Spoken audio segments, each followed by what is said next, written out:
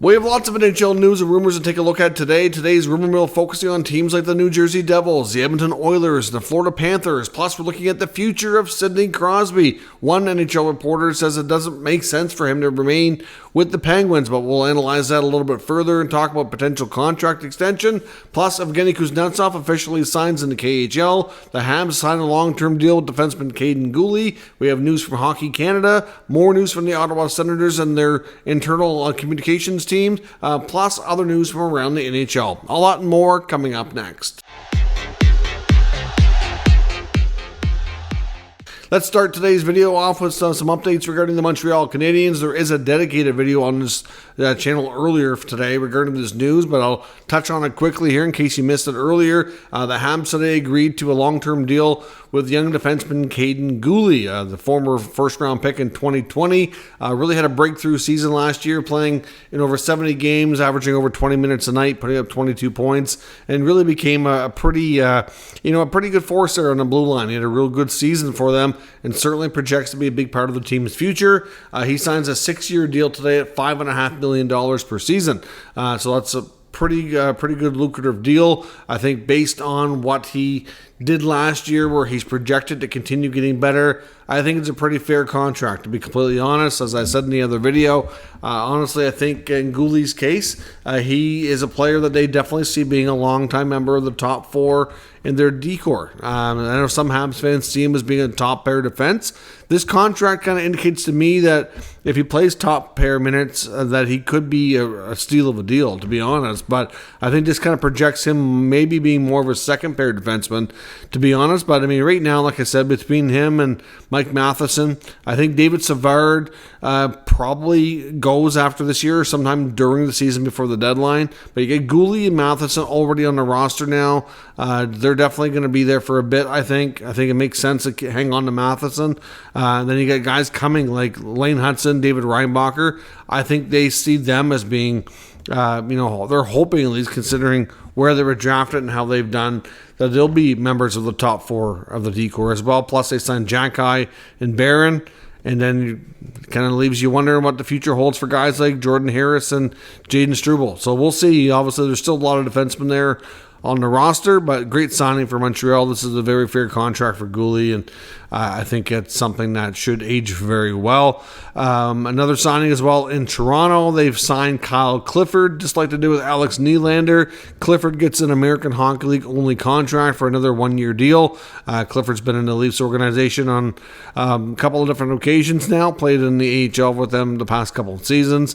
So obviously later on in the season, they can upgrade his contract to a 2-way deal if they feel that they want to be able to call him up. But I think at this point, he's likely going to ride out the time in the American Hockey League as just a good veteran leader on that team while he still got some playing time left. Also, we get another prospect that may be signing. I didn't see the official announcement come from the team, but there was word from reporters out of Russia that prospect goalie of the Sharks, Igor Chernyshov, is going to be leaving Moscow Dynamo and coming to North America and sign. But I haven't seen the Sharks officially announce anything here as of yet. But one player that is officially signed, and that's Evgeny Kuznetsov. Of course, we've talked about in the last couple of weeks how he ended up getting terminated from his contract with the Carolina Hurricanes. That was a mutually agreed upon decision between himself and the team.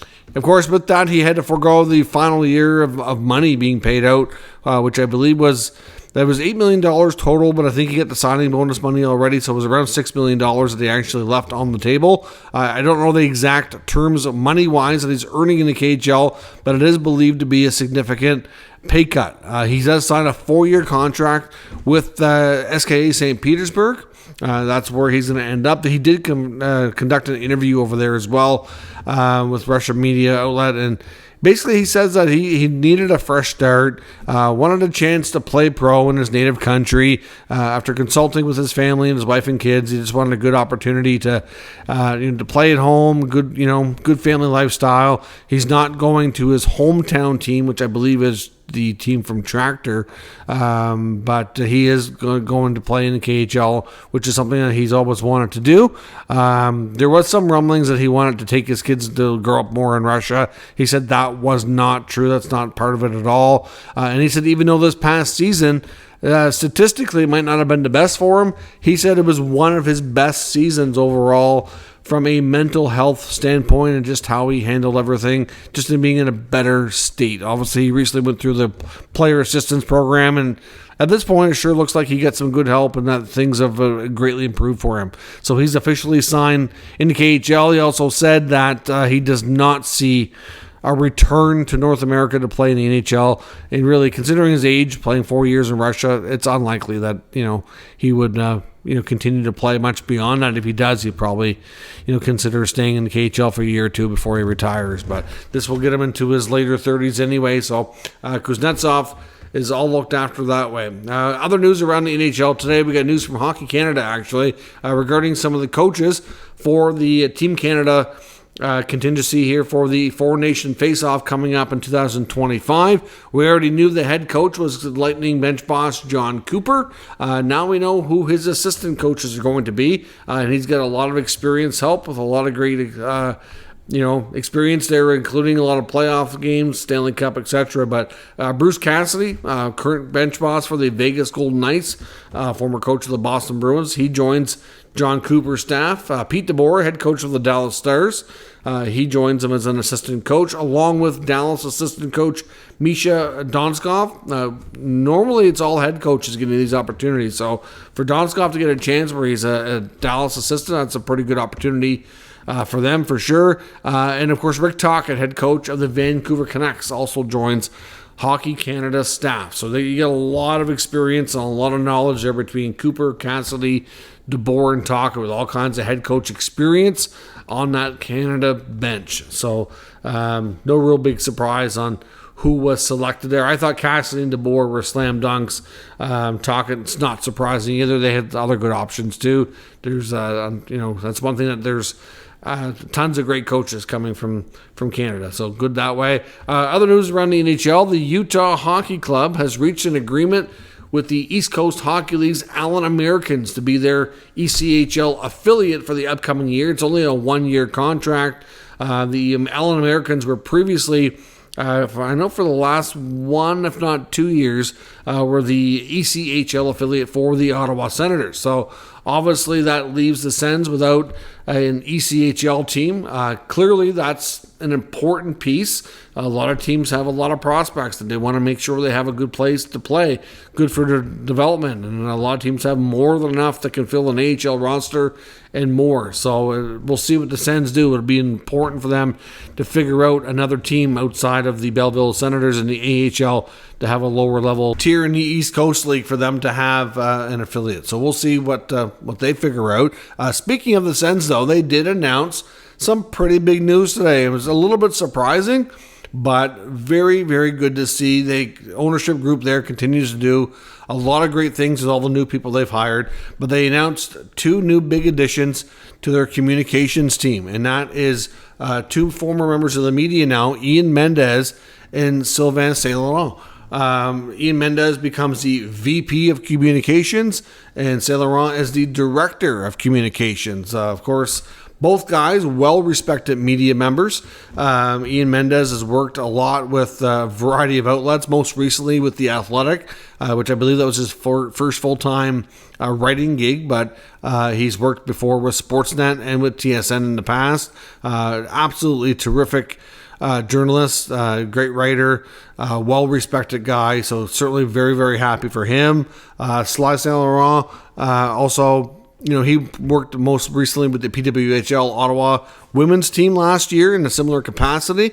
Of course, formerly, in the journalistic world as well, on the French side. So certainly, they've got both languages covered, which is great to see as well. Of course, with Ottawa being the nation's capital, it is very, very bilingual. There are lots of French-speaking citizens, so nice to see both languages covered there. Unfortunately, with Mendes and St-Laurent being hired, that means that the 2 previous guys holding those posts down, Brian Morris and Chris Moore, are no longer there, and they were tremendous people. I've never dealt with them obviously directly myself, but I do know a lot of media, a lot of journalists that have heard talk about them, that they were top-notch people, great to deal with, and they held on those communication jobs during some of the leanest, most difficult years that the Sens have been through, especially the last few years of the Melnyk era. There was a lot of things, that they probably didn't want to have to handle. There was a lot of headlines that were not favorable. There was certainly a lot of, it was tough. It was the whole, the whole staff under Melnyk during periods of time there had more than their fair share of challenges. So certainly want to wish the best to Brian Morris and Chris Moore. They did a tremendous job there. But just great to see two former members of the media, well-respected guys at that, get great opportunities to be working directly with the team. I know they're very much, looking at it from a fan perspective. I know they're very big on, trying to incorporate a lot of other smaller media like podcasters and stuff into the mix, getting access to players, do interviews, just trying to be more team fan friendly.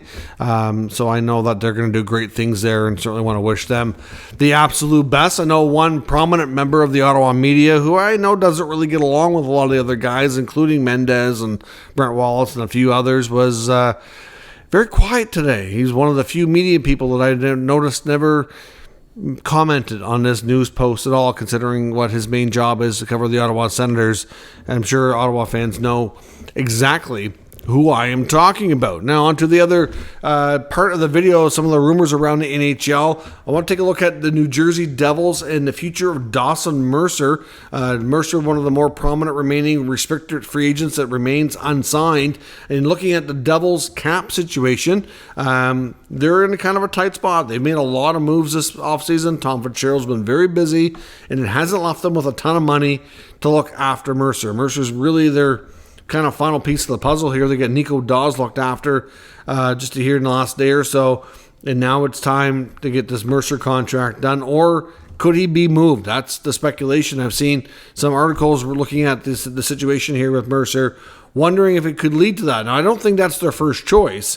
I think at the end of the day, Mercer's been a good piece for them. He's played 3 years, completing his entry-level contract, and he has not missed a game. He played all 82 games, all 3 years. 2 years ago was a big breakout year for him. He had 27 goals, 56 points. This past year was a bit of a down season for him a little bit. He only scored 20 goals and 33 points. So it's kind of tough to gauge exactly where he fits. He's also played up and down the lineup a lot.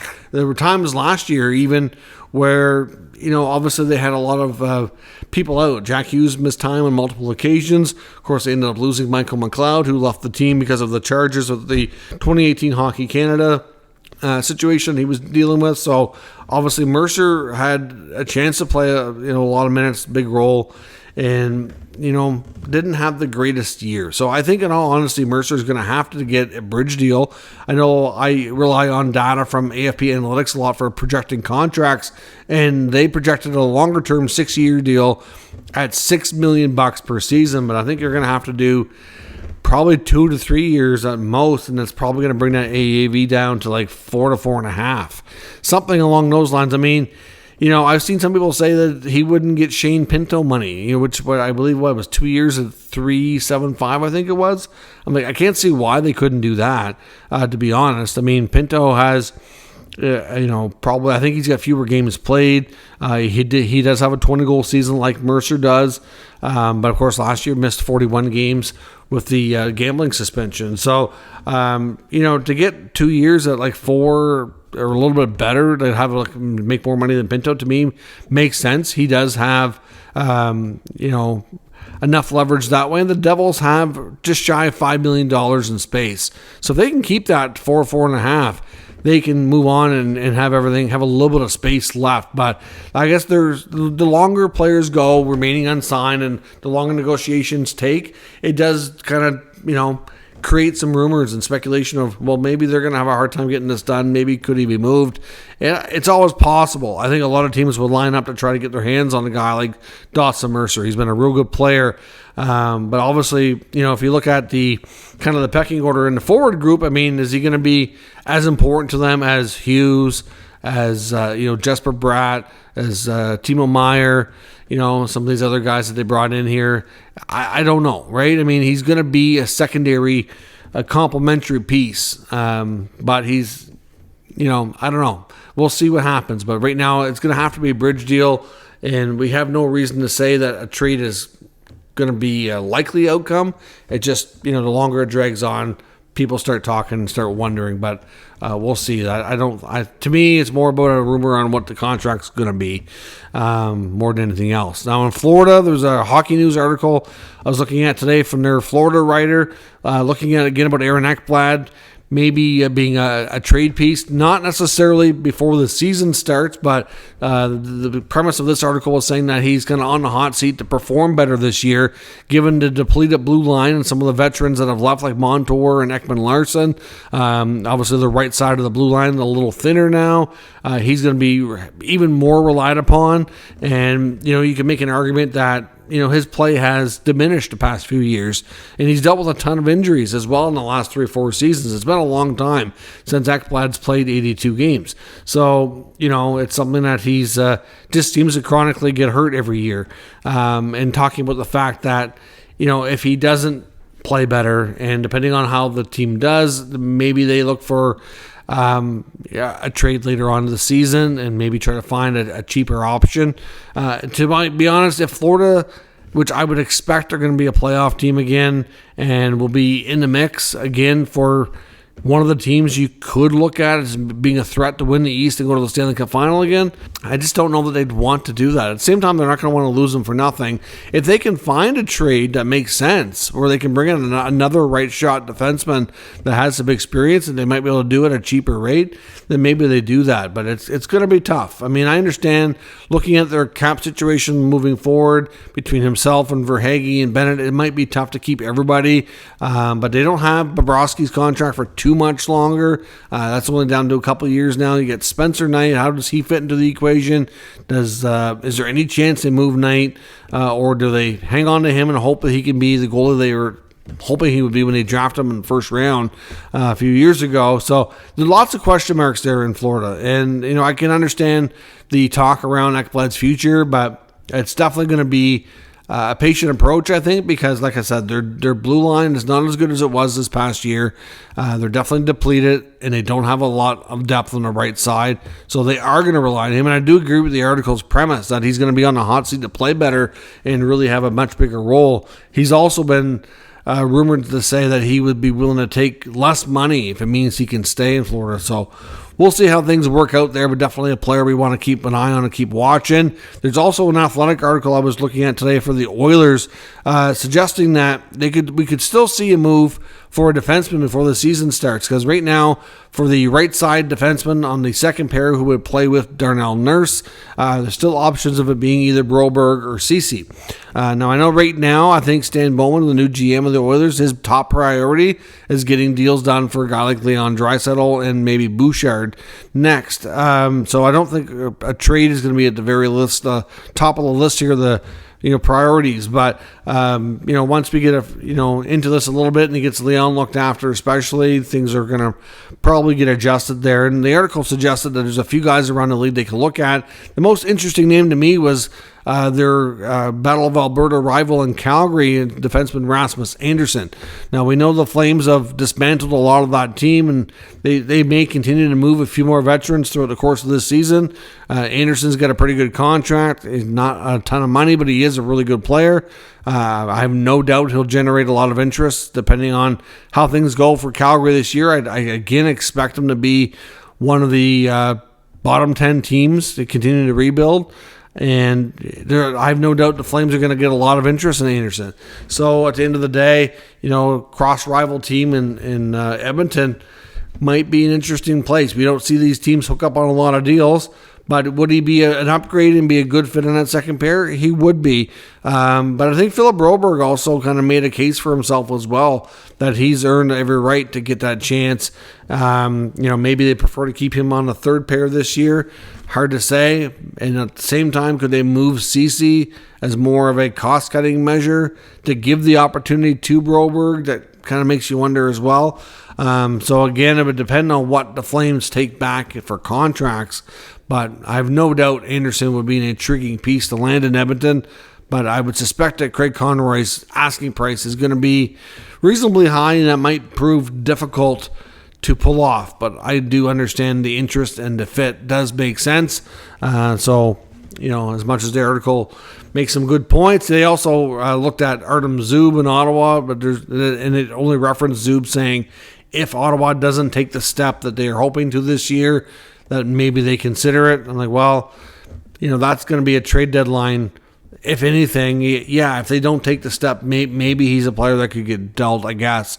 But they're certainly banking on him playing a big role in their top four, their revamped top four. So, again, Edmonton probably more than anything needs to shed some money. I think they probably need to give Broberg more of the opportunity.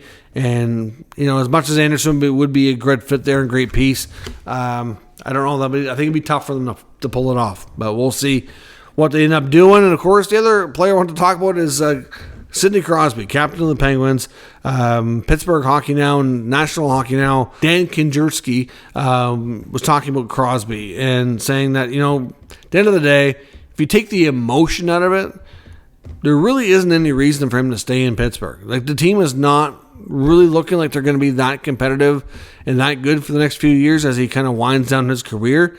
And knowing that how competitive of a person he is and how badly he wants to win and try to, see what he can accomplish for the rest of his career, it's going to be tough to see him go through. Obviously, it would be, important for him to some degree for his legacy to be a lifelong Penguin. I get that.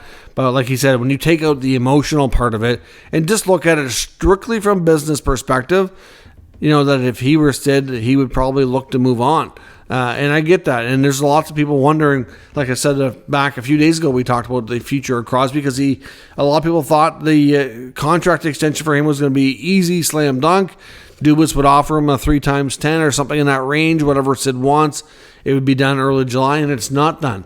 Now, I've seen some people point out in the comment section, we know Crosby loves his 8-7, the superstition around his birthday. Like, obviously, he wears 87. His contract has been 8.7 for a long time. Could he sign that extension on his birthday coming up just over a week from now on August 7th? Maybe. I wouldn't shock me knowing how superstitious it tends to be around that stuff. But yeah, I guess the longer this drags on, though, it's just going to fuel more speculation that maybe Sid's not going to stay. Is there any chance that he doesn't sign at all? Doesn't mean he's going to leave, but that he doesn't sign and just takes the approach this year that just want to see how it goes. Want to see how this team is looking before I commit. At the same time, he went through a lot because he was definitely involved getting the Malkin and Letang deals done. And for him to kind of bail on his buddies, I just don't see that. He's not that kind of guy. So I'd be shocked if he leaves, to be honest. But I just seen the more people talk about it and the more, these in-tune journalists that know and have access to the team, more so suggesting that he should go, just makes it more interesting to think about. But at the same time, we talked about before that the main place I could see him going if he did decide to go would be to join Nathan McKinnon in Colorado. Let's say this year he takes the approach of, I'm not going to sign, I'm going to wait and see how it goes. And let's say it doesn't go well. And then let's say in Colorado, Landeskog doesn't make it back. He goes on LTIR. You don't know what's going on with Val Nichushkin. If they move on from that money, all of a sudden they have flexibility. They could make a deal. Now, of course, the asking price from Dubas would probably be astronomical given who he's talking about here, but it's just an interesting thing to think about. But let me know your thoughts on the future of Crosby, the comments of Dan Kinjerski. I agree with him. If you take away the emotional side, just look at it from a business perspective, it doesn't make sense for him to stay. It really doesn't. And I think from shaking things up from an entertainment perspective, from a fan perspective, it'd be really interesting and, to see him move on. But I understand that the appeal of a lifelong legacy with one team. So let me know what you think Crosby's going to do. Is he going to sign on his birthday? Is he going to just not sign at all and wait and see how the season goes? Maybe end up leaving? Any chance of it? Or are we probably going to see a 3-year contract signed sometime in the next week or before training camp at least? Let me know what your thoughts are on all of today's news and rumors down in the comments. We'll discuss further. If you're new to the channel, make sure you subscribe and stick around. We'll keep you up to date with all the news, rumors, and analysis of all 32 NHL teams. Thanks for watching. I'll catch you next time.